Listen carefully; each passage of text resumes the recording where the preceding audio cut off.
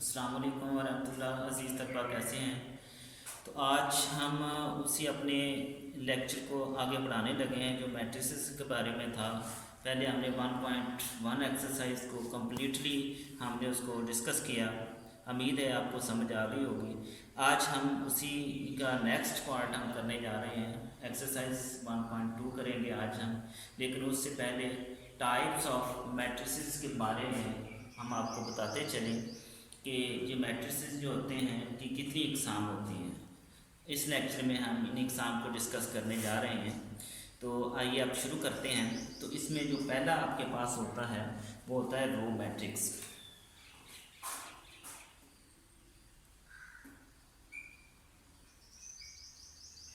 Row matrix जैसे इसके नाम से ही ज़ाहिर है कि रो का मतलब होता है जिसमें एक ही कतार है। इसको उर्दू में आप कतारी कालम भी कहेंगे। कतारी कालम उर्दू में से आप कतारी कालम का नाम देंगे।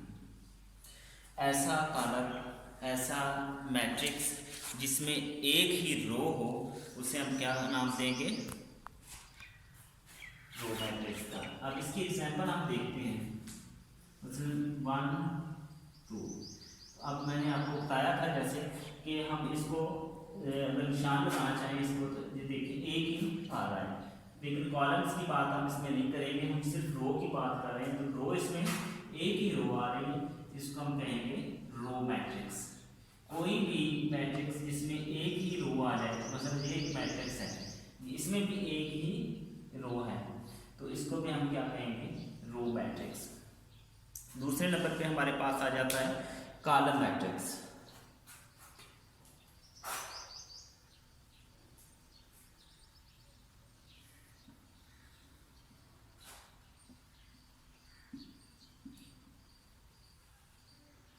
उर्दू में इसे हम कहेंगे कालमी कालम। कालमी कालम। अब इसमें सिर्फ हम बात करेंगे कालम की। नीचे को देखेंगे, रो को नहीं देखेंगे। रो इसमें ज़्यादा भी आ सकती हैं, कम भी आ सकती हैं, लेकिन हमने कालम को डिस्कस करना। एक ऐसा मैट्रिक्स, एक ऐसा कालम जिसमें सिर्फ एक कालम हो उसे हम क्या कहेंगे? कालमी कालम कहेंगे। तो उसकी तरफ हम आ जाते हैं। तो इसकी एग्जाम्पल देते हैं हमारे पास, मसलन 2 3। ये एक हमारे पास कालम है। अगर आप इसमें देखें तो एक ही इसमें कालम आ रहा है, इसको हम क्या कहेंगे? कालमी कालम या कालम मैट्रिक्स। अब इसमें रो देखें, रो इसमें ज़्यादा हो सकती हैं, लेकिन क्योंकि रो का इसके हवाले से इसमें डिस्कस ही नहीं है, रो को हमने देखना ही नहीं है, तो इसका मतलब क्या आ गया कि ये हमारे पास कॉलम मैट्रिक्स में जब आपने देखना है तो सिर्फ कॉलम को देखना है, और जब रो मैट्रिक्स में देखना है तो सिर्फ रो को देखना है। अब हम इसके नेक्स्ट चलते हैं। नेक्स्ट चलने दें। नेक्स्ट हमारे पास है रेक्टेंगुलर मैट्रिक्स, उसकी तरफ आते हैं।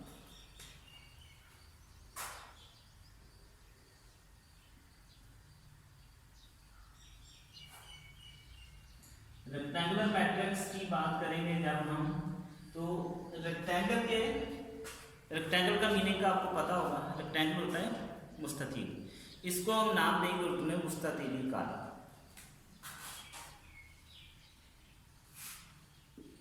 मुस्ततीली कालम। तो मुस्ततीली कालम कौन सा होगा? एक ऐसा कालम होगा जिसमें नंबर ऑफ रोज और नंबर ऑफ कॉलम्स बराबर नहीं होंगे। नंबर ऑफ रोज और नंबर ऑफ कॉलम्स बराबर नहीं होंगे। चलिए इसी को हम देखते हैं। एक रो जो आपका कॉलम है उसी को हम देखते हैं। इसमें 2 लिख लिया, इसमें 3 लिख लिया। अब इसमें नंबर ऑफ रोज कितने हैं? 1। नंबर ऑफ कॉलम्स कितने हैं? ये 1 है, 2 नंबर ऑफ कॉलम्स हैं हमारे पास। इसमें नंबर ऑफ रोज और नंबर ऑफ कॉलम्स बराबर नहीं आ रहे, तो ऐसा कोई भी कॉलम, ऐसा कोई भी मैट्रिक्स जिसमें नंबर ऑफ रोज और नंबर ऑफ कॉलम्स बराबर नहीं आ रहे, उसको हम नाम देंगे रेक्टेंगुलर मैट्रिक्स का। अब इसकी एग्जाम्पल एक और देख लें। ये भी आपके पास है 2, ठीक है, ये 2 आ गया। 2 में हम देखें तो इसमें भी नंबर ऑफ कॉलम्स और नंबर ऑफ रोज इसमें बराबर आ गया।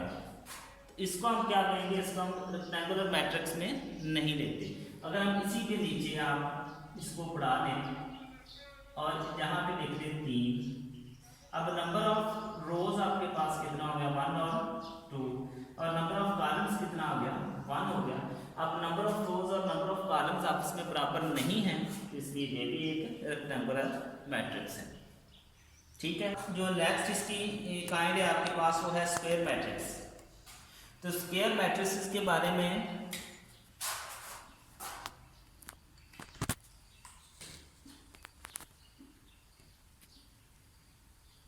स्क्वायर मैट्रिक्स जैसे इसके नाम से जाहिर है मुरब्बी, स्क्वायर मुरब्बी को कहते हैं।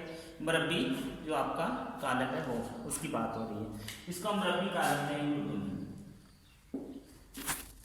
मुरब्बी कॉलम कौन सा कॉलम होता है, ऐसा कॉलम जिसमें नंबर ऑफ रोज और नंबर ऑफ कॉलम्स बराबर आ जाएं, उसे हम स्क्वायर मैट्रिक्स कहते हैं। तो इसकी हम एग्जांपल लेते हैं।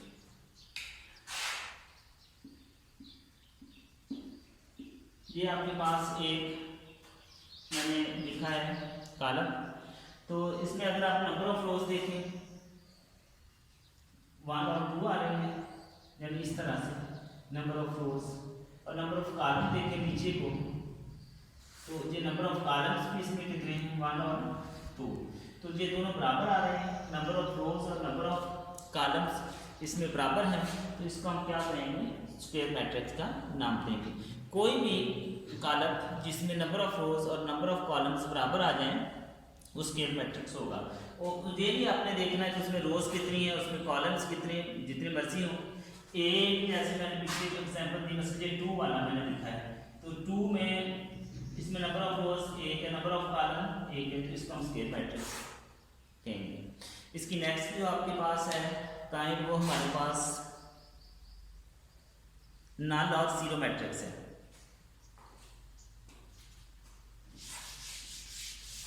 नल और जीरो मैट्रिक्स। अब देखिए जितनी भी किस्में इसमें आ रही हैं आपके पास, तो उनका जो नाम है वही आपको बता रहा है कि आप के पास उसमें आपने क्या करने वाले हैं, यानी उसका नाम आपको बता देता है कि उसकी डिफाइन क्या है या उसके अंदर क्या हो सकता है। इसमें आप देखिए नल और जीरो मैट्रिक्स, एक ऐसा मैट्रिक्स जिसकी तमाम एंट्रीज जीरो होंगी, तो उसे हम क्या नाम दे देंगे, नल मैट्रिक्स का नाम दे देंगे। मसलन कोई मैट्रिक्स है, उसके अंदर हम तमाम एंट्री आपके पास जीरो आ जाती हैं, तो उसको हम क्या नाम दे देते हैं, नल मैट्रिक्स का। ठीक है, ये एंट्रीज इनकी रोज और इनके कॉलम्स आपके पास डिफरेंट भी हो सकते हैं, लेकिन वो सारे के सारे क्या होंगे, जीरो होंगे, तो इसे हम नल मैट्रिक्स कहेंगे। नेक्स्ट हमारे पास आ जाता है transpose of a matrix.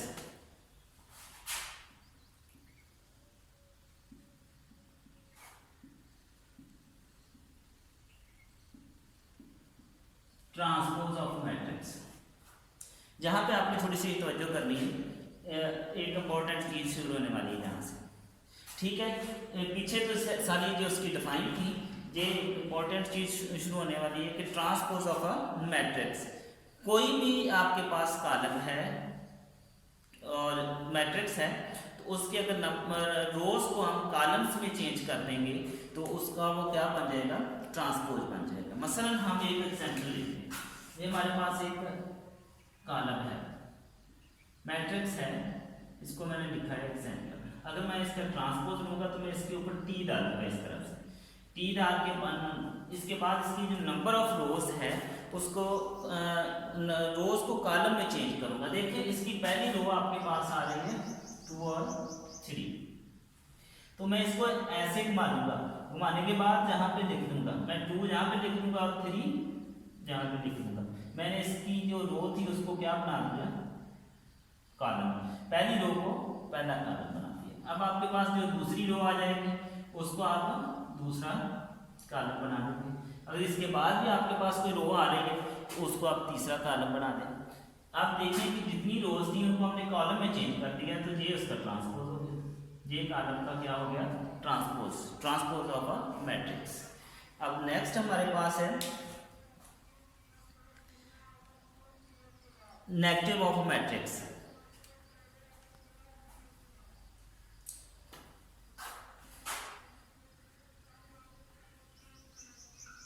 Negative of matrix, किसी भी मैट्रिक्स का नेगेटिव मनफी लेना, किसी भी मैट्रिक्स या कॉलम का मनफी लेना, मनफी कॉलम इसको हम कह सकते हैं। तो किसी भी कॉलम को अगर आप माइनस से ज़रूर दे देते हैं तो उसका क्या हो जाएगा, मनफी कॉलम हो जाएगा। मसलन एक एग्जांपल हम ले लेते हैं कि ए हमारे पास है 3, 2, 4 और 5। अगर हमें इसका मनफी लेना है तो हम इसको मनफी ए इधर भी माइनस से इसको क्या कर देंगे, मल्टीप्लाई कर देंगे, तो ये आपको माइनस हो जाएगा। माइनस को अंतर करेंगे, मल्टीप्लाई करें -3, -2, -4 और -5, तो ये इसका मनफी कॉलम आ गया। ए का मनफी कॉलम मनफी है, ठीक है। मैट्रिक्स लेना है, किसी भी मैट्रिक्स का मनफी लेना है तो उसको माइनस से मल्टीप्लाई कर देना है तो उसका नेगेटिव हो जाएगा। नेक्स्ट इसकी जो काइंड हमारे पास आ रही है वो आ रही है सिमेट्रिक मैट्रिक्स।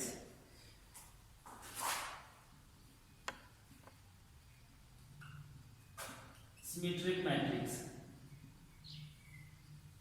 अब इसको भी थोड़ा सा, ये टेक्निकल टर्म है, थोड़ी सी इसको थोड़ा सा आप समझें। तो सिमेट्रिक क्या होगा, कोई भी मैट्रिक्स जो है ना वो सिमेट्रिक होता है अगर उसका ट्रांसपोज उसके ओरिजिनल मैट्रिक्स के बराबर हो, ठीक है। Square matrix is symmetric if it is equal to the transpose.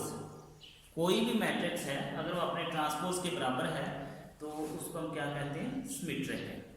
अब एग्जांपल लेते हैं तो आपको थोड़ा सा इसकी समझ आ जाएगी। तो बुक वाली एग्जांपल मैं पुट करता हूँ ताकि आपको इसकी आसानी से समझ आ जाए। जहाँ पे एक मैट्रिक्स दिया हुआ है, मैं इसको ए से इजाफा कर देता हूँ।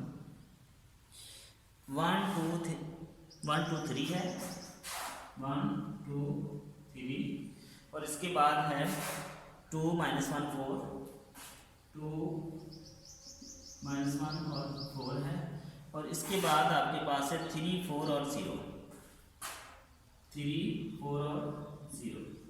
अब देखिए ये आपके पास एक मैट्रिक्स है और इस मैट्रिक्स का आपको क्या लेना है, ट्रांसपोज लेना है।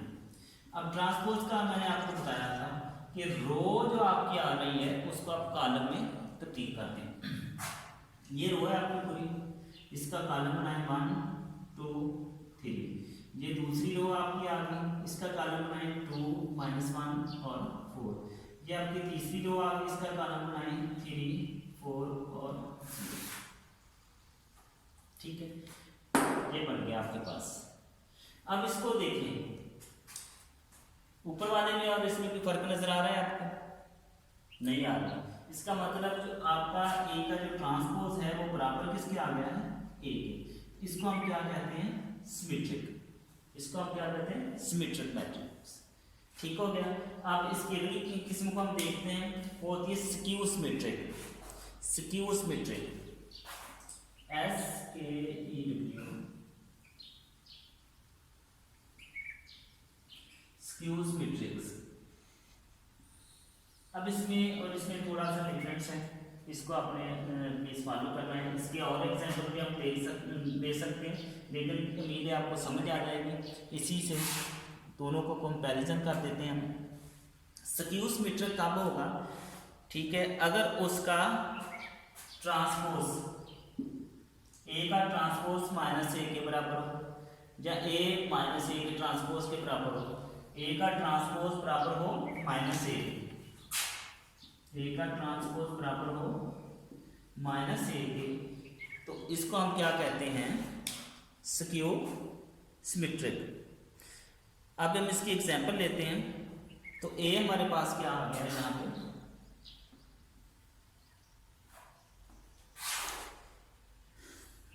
0 2 और 3 है, 0 2 3। इसके बाद है -2 0 और 1, -2 0 और 1 है, और आपके पास है -1 -3 -1 और 0, -3 -1 और 0। देखिए अब हमने इसका ट्रांसपोज लेंगे। अब इसका ट्रांसपोज आप लेंगे, कारण जो आपकी रोज आ रही है उनको आपने चेंज करना है कॉलम्स में। Very good. ये देखिए पहली रो को चेंज कर दिया। अब जो दूसरी रो आपकी आ रही है उसको चेंज कर दें, -2 0 और 1। अब तीसरी जो रो आ रही है आपकी उसको चेंज कर दें, -3 -1 और 0। अब हमें इन दोनों को कंपैरिजन करना है। आप देख रहे हैं कि यहाँ पे 0 है, 0 आ गया, लेकिन इसमें 2 आया है, इसमें क्या आ गया, -2 आ गया। अब ये इसके बराबर नहीं आ रहे। अगर बराबर करना पड़ेगा हमें, तो इसका मतलब है अगर हम a को माइनस से ज़रब दे देंगे तो a के ट्रांसपोज के बराबर आ जाएगा। मसलन मैं -a को ज़रब देता हूँ, a को माइनस से ज़रब दिए तो वो आ जाएगा -0 तो 0 ही आ जाएगा, -2 -3, ये माइनस माइनस प्लस 2 हो जाएगा, और ये 0 और ये -1 हो जाएगा, और इसको माइनस से ज़रब देंगे तो ये 3 हो जाएगा, और ये भी 1 हो जाएगा, और ये 0 हो जाएगा। माइनस से ज़रब देने के बाद इस मैट्रिक्स को मैंने माइनस से मल्टीप्लाई किया तो ये देखिए इसके बराबर आ गया। इसका मतलब a का जो ट्रांसपोज है वो बराबर किसके है, -a के। तो इसको हम क्या कहेंगे, सिक्योर सिमेट्रिक। क्या कहेंगे इसको। नेक्स्ट हमारी जो काइंड है वो है diagonal matrix. Diagonal matrix a square matrix is called a diagonal matrix if at least any one of the entries of its diagonal is not 0 and non-diagonal entries are 0। तो इसको उर्दू में कहते हैं वतरी कॉलम। तो कोई भी कॉलम जिसकी diagonal यानी वतरी जो रो आ रही है आपके पास, वतरी अरकान है, वो आपके नॉन जीरो होंगे और बाकी सारे के सारे 0 होंगे। तो नॉन जीरो मसलन ये मैं एक लिखता हूँ कॉलम आपके पास, मैं इसको लिखता हूँ 0, सॉरी ये 1 0 2 0, ठीक है, यहाँ 0 2 0 3 0 0 और 3, ये देखिए।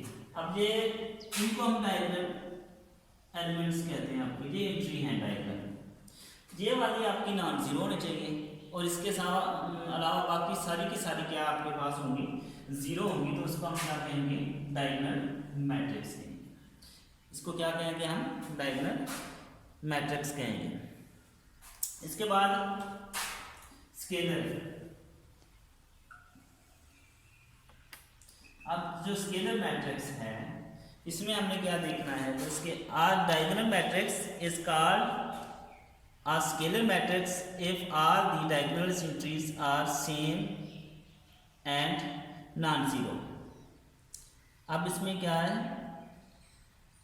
ये भी एक वतरी कॉलम की तरह है, लेकिन अब ये डायगोनल जो मैट्रिक्स आया था इसमें ये एंट्रीज डिफरेंट हो सकती है। अब स्केलर जो आएगा इसमें जो डायगोनल एंट्रीज होंगी वो आपकी एक जैसी होंगी। बस में मैंने अगर 2 लिखा है, 0 0 0 2 0 0 0 और ये 2, सारी की सारी जो डायगोनल एंट्रीज आए आपके पास वो सेम है।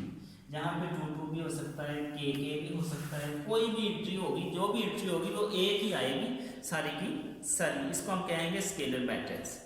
अब इसके बाद हमारे पास जाता है आइडेंटिटी मैट्रिक्स।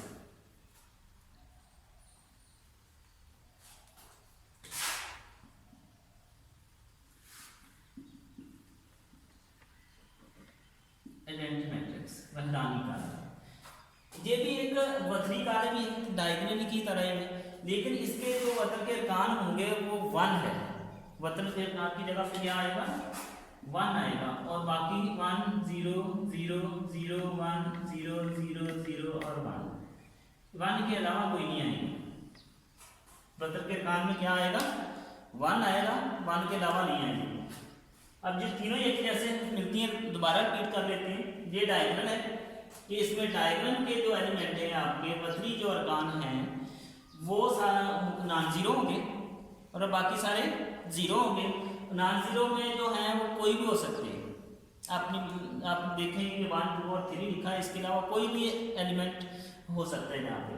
स्केलर मैट्रिक्स में आता है कि इसके जो डायग्राम के एलिमेंट हैं वो एक जैसे होंगे, चाहे वो 2 हो 3 हो 1 हो, कोई भी एलिमेंट आएगा वो तीनों के तीनों एक जैसे होंगे। अब आइडेंटिटी में मैट्रिक्स में ये आ जाता है कि वो तीनों जो आपके बतरी अरकान हैं या डायगोनल के जो एलिमेंट हैं वो सारे 1 आएंगे, 1 के अलावा नहीं आ सकता।